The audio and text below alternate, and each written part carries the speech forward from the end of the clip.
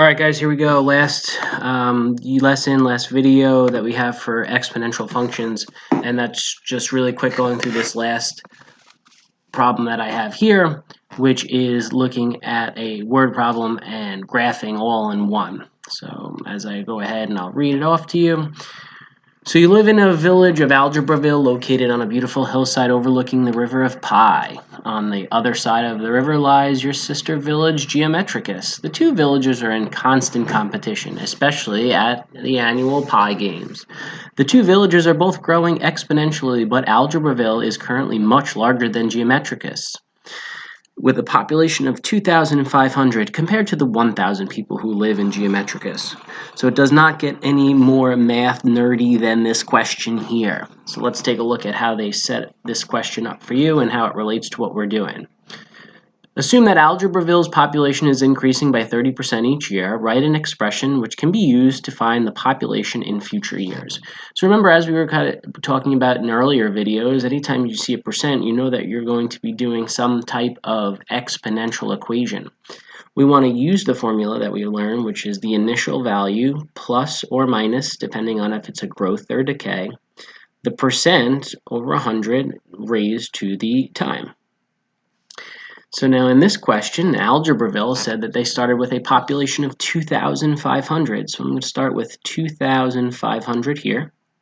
And now they say that it is increasing. That's how I know I'm going to be adding. The percent that it's increasing is 30 over 100. And they said to express the time in X years. Now you could be done there, or we could simplify even further, which we'll go over just for the argument's sake of reviewing. 30 divided by 100 is 0.30. 2,500, 1 plus 0.30 is just 1.3 to the x power.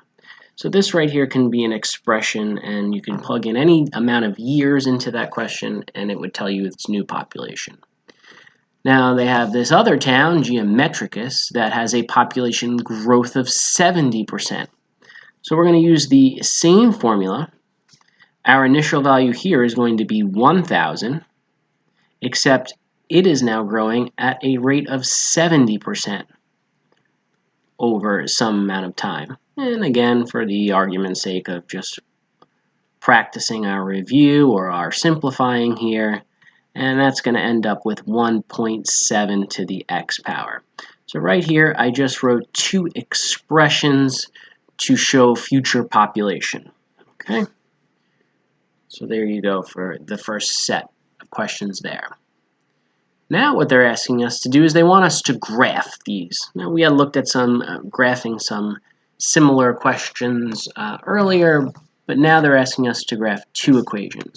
So I can go over to my calculator right here and I can plug in both of those expressions into our y equals. Now we'll put the first expression, which we found to be 2,500, 1.3, close our parentheses, to the x power. And then our second town, which was 1,000, and then 1.7, close our parentheses, to the x power. And then we hit graph. And what I notice right away is that I really don't see much of anything. Now, why is that? Oh, there's a little something right there. Well, if I go over to my table and actually take a look at my numbers, or I just actually take a look at the graph that they gave us, look at the size of the numbers. And if you recall, all graphs go from 10 to 10. So what we're going to do is we're going to try to fix our window. Now, we don't have to really go too crazy at trying to guesstimate what numbers we want to put in, because they already gave us a graph right here we can copy our numbers from. If you look at our x, the largest number was 8, and then the smallest number here was 0. So my minimum was 0, my maximum was 8, and they're counting by ones. You can do the same thing with the y. The smallest y was 0, and it went up to all the way up to 16,000. So I'll plug in 16,000 here. And then remember, this x scale is basically what are they counting by, and it looks like they're counting by 1,000. When I hit graph here,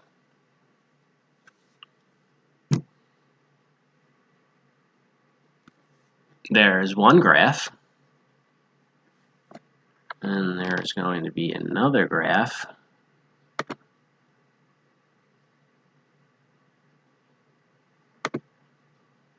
which I don't see. Let's go back to the table here. Well, that's why.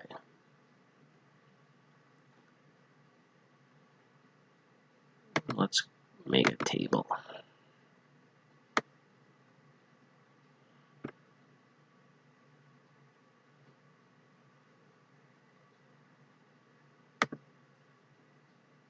There's why it looks funny. I put 1600, not 16,000. That's better. Okay. So there's the first. There's Algebraville. And then there's Geometricus. And you could see at some point, all of a sudden, it starts to pass Algebraville's population. What we'll do is we'll go ahead and graph this. If I go over to my table here, all I have to do is copy it down. I don't have to get too crazy with it. Okay. It's always nice to write down the table here. X, Y1, and Y2. At 0, it was 2,500 and 1,000. At 1, it was 3,250 and 1,700. And you keep going. Maybe I'll skip over and I'll go over to 4 and do 7,140 with 8,352. I can do 6 at 12,067. And then 24,138. Let's get 8. At 8, it was 20,393 and 69,758, which won't even fit here. But 0, we'll graph Y1 first. So 0 had 2,500. 1 had 3,250. 4 had 7,140. Then I went to 6, which went to about 12,000. Okay, 8 had 20,000, which doesn't fit. Does 7 fit? Well, yeah, 7 was 15,687. So there you go here. And carefully connect our points there. And then it's always good to write down the formula or the expression which we wrote, which was 2,500, 1.3 to the x power. So now let's go ahead and do the other one, Geometricus. So they had said their population was smaller, but they were growing at a faster rate. Then all of a sudden it was 1,700. Then at 4, they jumped up to 8,352. At 6, they didn't even fit anymore because it was at 24,000, so I'd have to stop at 5, which was about 14,199. And here is my other graph there. And that was 1,000. 1.7 to the x power. So there are my two graphs. When will the two villages have the same population? Well, that's around here. Remember, if you looked at a graph or at a table here, the area where you have two y values that are identical is a point of intersection, but I don't see that there. So I would have to go to the graph, and if we recall, we go to second, trace, number 5 says intersect, and then it asks for the first curve. I hit enter. Second curve, we don't want to guess, so I hit enter 3 times. And it's going to tell me that the point of intersection is 3.415 and 6125.31. So x, remember, is representing our years, and y is representing our population. So when will the two villages have the same? When. Remember, when talks about time, so we're going to round that to 3.4 years because it is the point of intersection. Okay. There we go there. And we have a very similar question here. We'll go back here. Okay, if you need to go back, pause, or watch it again, you can. And that's how you're going to graph this question here. And our final question is comparing two banks here. You have $1,000 saved. Now you'll need to figure out which bank you want to invest your money in. So you choose from the following two banks. So you have TCF Bank, which is $100 at the end of each year, or Wells Fargo Bank, which will give you 6% annual interest. So each year they'll just give you 6%, where TCF will just give you $100 every year. So they want us to first, we have to write an equation. So X is the number of years, or how long you're going to put your money in for, and Y is the total amount of money that will be in your bank. So you're going to start with $1,000. If you end up with TCF Bank, we'll do that down here, TCF Bank, you will start with $1,000. After the first year, they'll give you $100. After the second year, they'll give you $100 again. And in the third year, they're going to give you $100. So each time you're increasing by the same amount, which is $100. Now, is this going to be an exponential growth?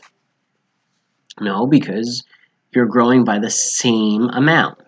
And remember, same amount refers to a linear equation.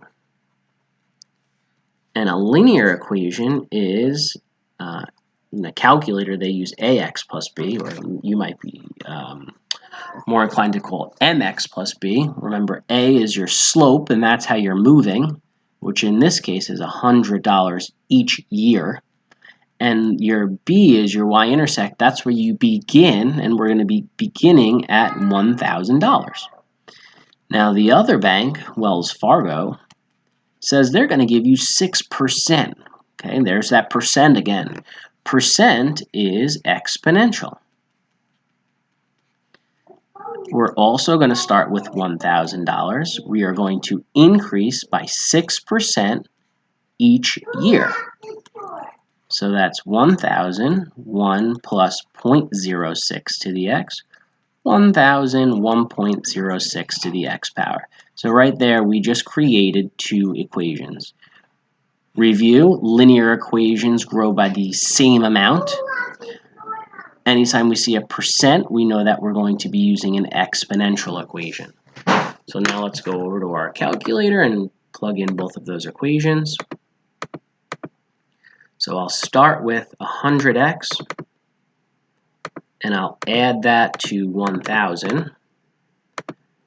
The second one, we have 1,000, 1.06 to the x power.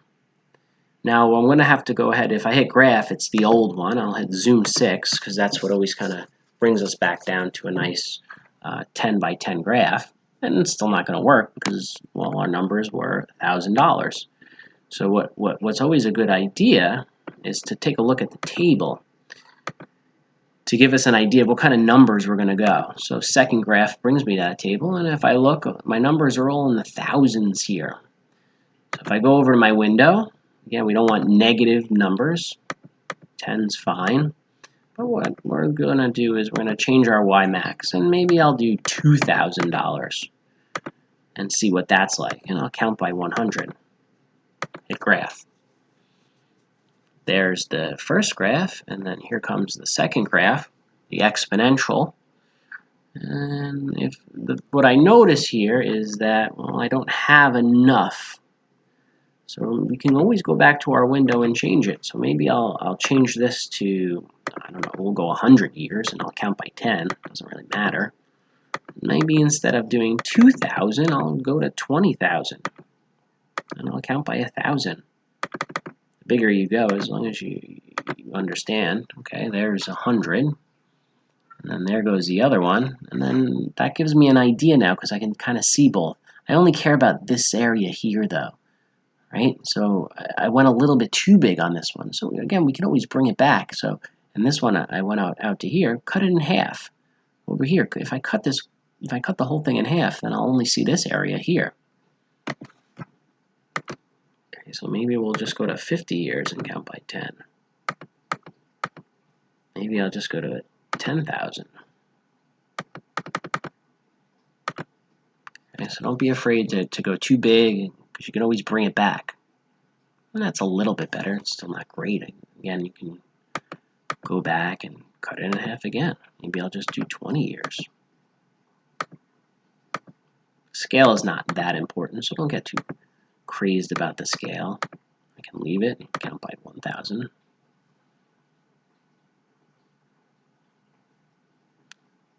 And that, to me, looks a little bit better. Why? Because I can see where they're beginning, and I can see their point of intersection here. So now if I'm going to go ahead and create that table,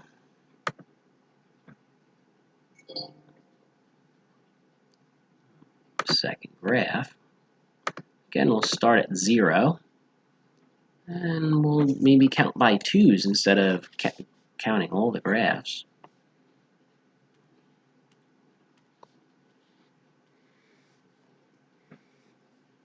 0, 2, 4, 6, 8, 10.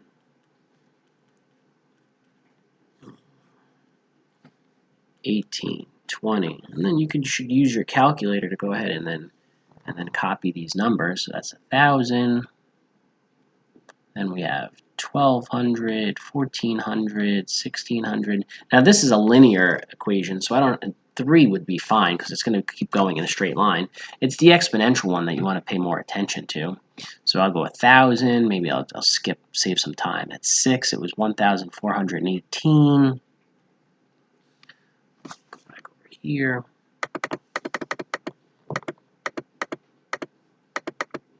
Oops.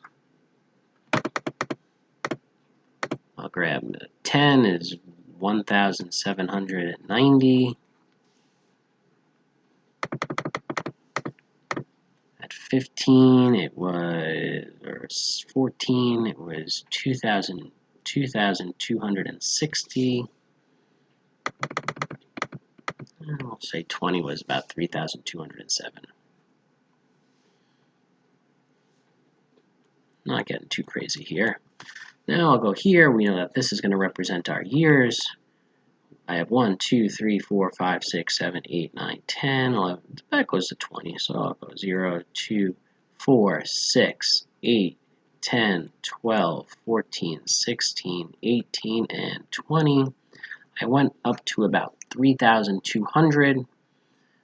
Okay, 1, 2, 3, 4, 5, 6, 7, 8, 9, 10, 11, 12, 14, 15, 16, 17, 20, 21, 22, 23, it's about 24 numbers. What I like to say is you just kind of take the numbers that you want to go to. So we'll say 3,204 and divide by how many numbers there were. I don't really remember what I said, maybe 24. So it says 133. We're not going to count by 133, so I'll just go up to a nice number that I know from there. I'll say 150.